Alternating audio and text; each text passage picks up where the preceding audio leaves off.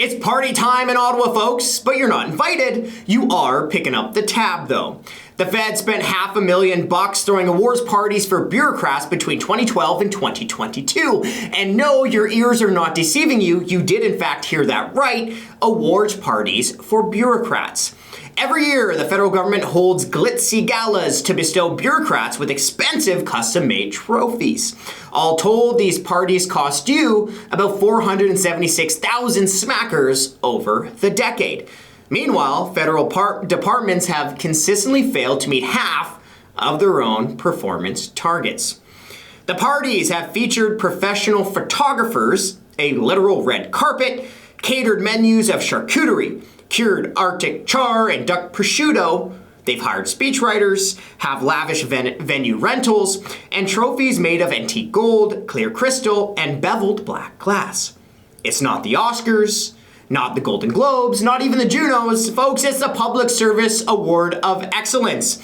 Well, here at the Canadian Taxpayers Federation, we think more appropriate trophies for those bureaucrats would be big golden pigs with their snouts buried deep in a trough. Combined spending on the galas in the past 2 years alone came to $118,000, with about $80,000 of that going towards custom design trophies for the winners. How nice. You know, it's just really nice to know that when Canadians were struggling with the 40-year high inflation, with the pandemic, so many people losing their jobs or businesses, it's just so nice to know that these bureaucrats were able to find the time and the cash to throw awards parties for themselves. Now that's what I call public service. But that's just the tip of the iceberg when it comes to Ottawa throwing parties with your tax dollars. Back in September of 2022, the Trudeau government wanted to get serious about inflation. So what did they do? Well, of course, they booked a 3-day cabinet retreat in Vancouver where they racked up more than a $275,000 expense.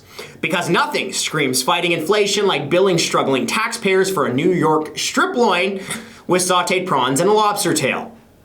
Fast forward to August 2023, and this time the Trudeau government wanted to tackle the affordability crisis. So what did they do? Well, of course, they flew cabinet to Charlottetown alongside dozens of support staff, where they racked up $89,000 on hotel bills and dropped another $20,000 on food.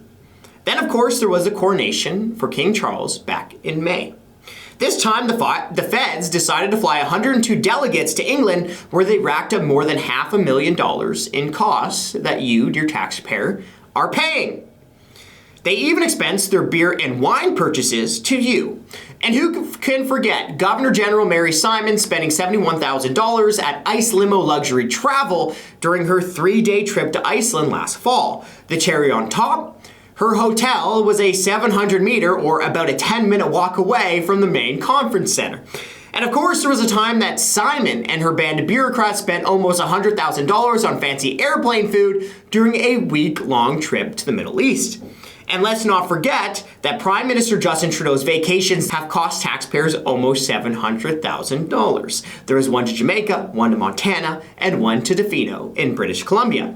So it really is a tale of two Canadas, folks. You work more and pay more, so they can take more and spend more.